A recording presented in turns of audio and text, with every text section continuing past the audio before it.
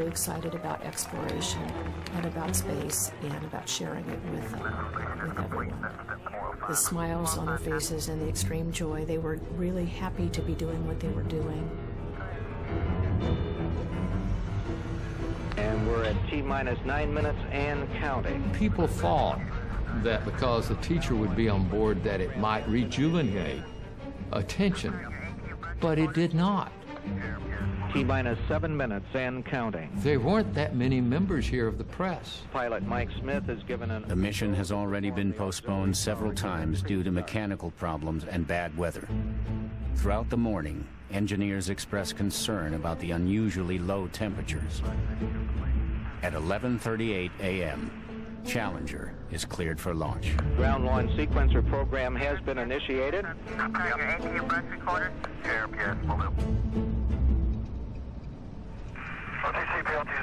I remember I looked in their eyes and I wished them well on the journey.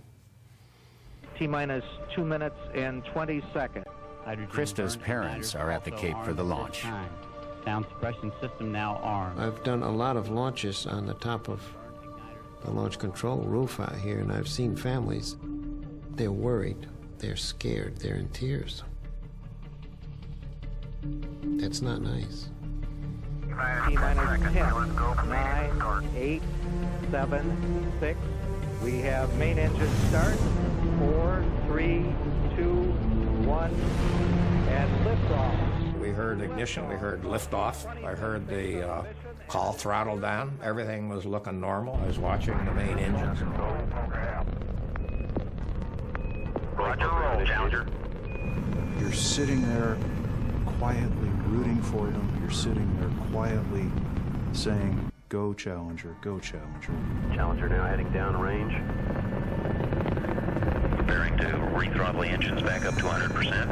It seemed to be just kind of crawling in space. One for the Guinness Book of Records with the size flight crew aboard. Go and throttle 3,305.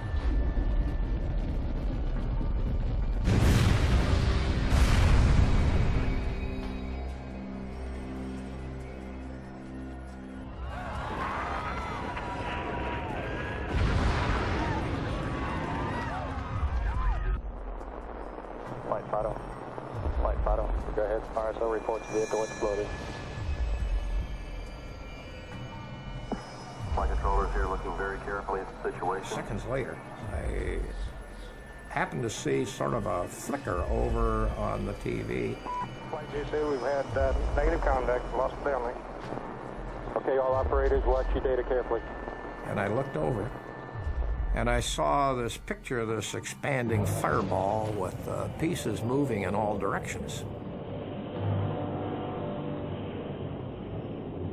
The crippled rocket boosters careen out of control.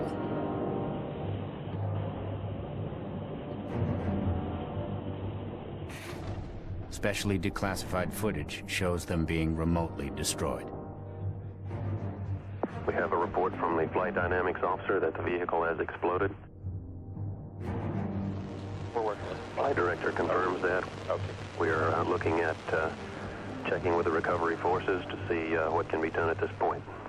I knew instantly that none of them could possibly survive because we didn't have parachutes, we didn't have pressure suits, and at the altitude that they broke up at, there was no way they were going to maintain consciousness. It was immediately obvious to me that we had lost the entire crew. It didn't look normal.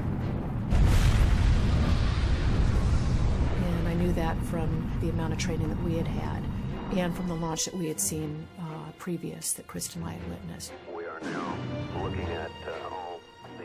Very, very sad time. I felt horrible.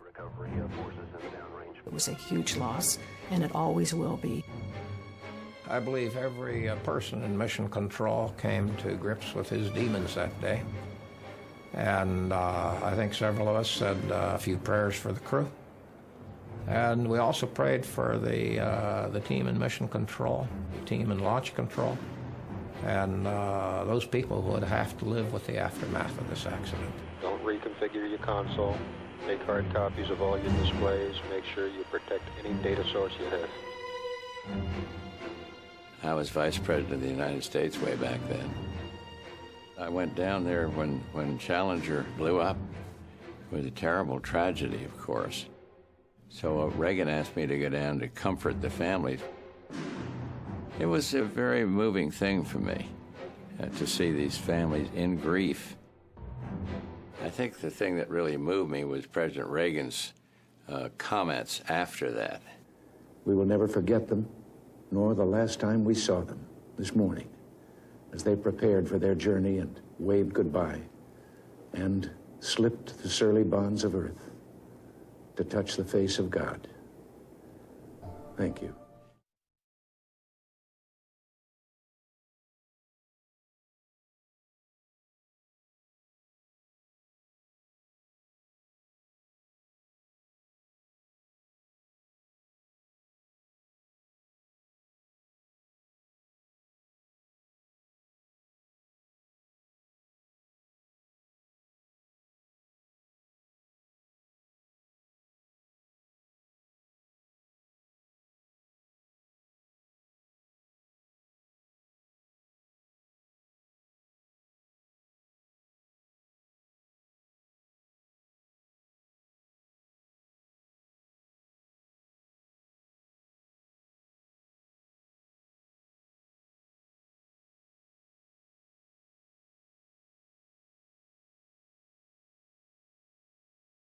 Two, one, and liftoff. Liftoff of the 25th Space Shuttle mission, and it has cleared the tower. Roger, roll, Challenger. Good roll program confirmed. Challenger now heading downrange.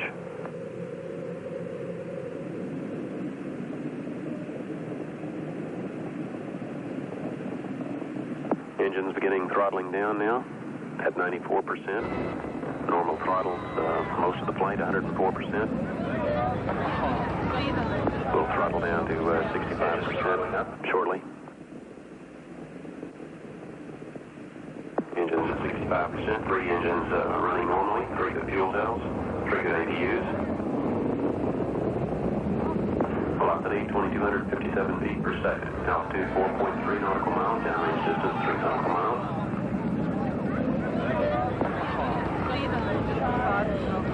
Engines throttling up. 3 engines now at 104%. Challenger, go and throttle up. Challenger, go and throttle up.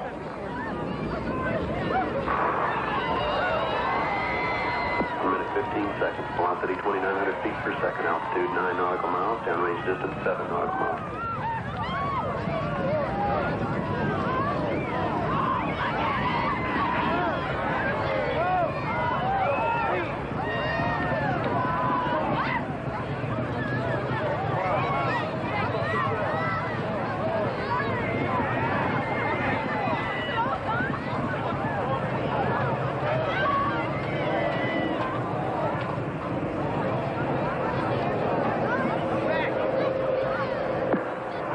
Here looking very carefully at the situation. Obviously a major malfunction.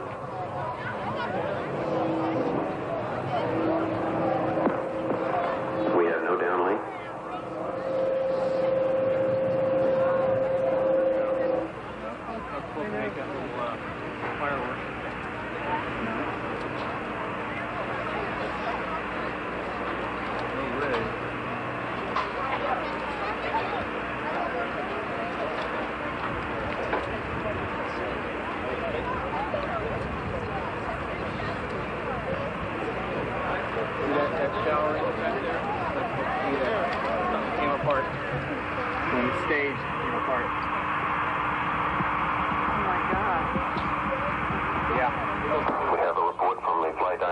That the vehicle has exploded.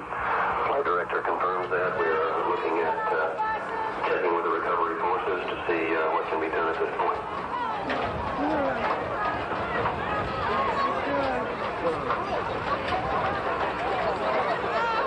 Contingency procedures are in effect.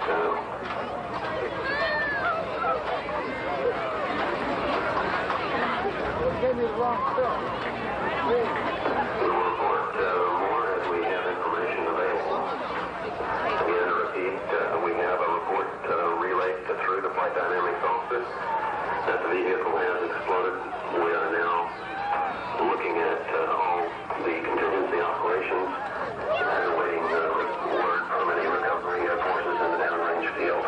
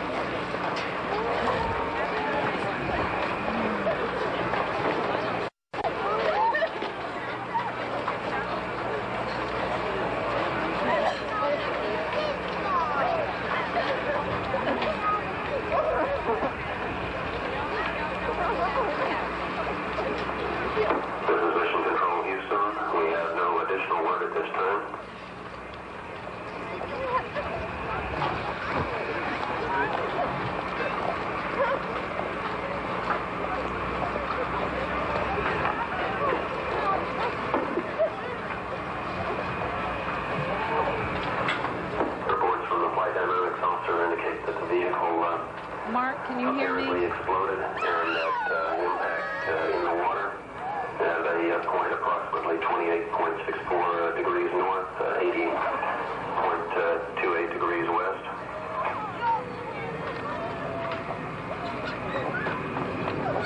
We are awaiting verification from as to the location of the recovery forces in the field to see what may be possible at this point.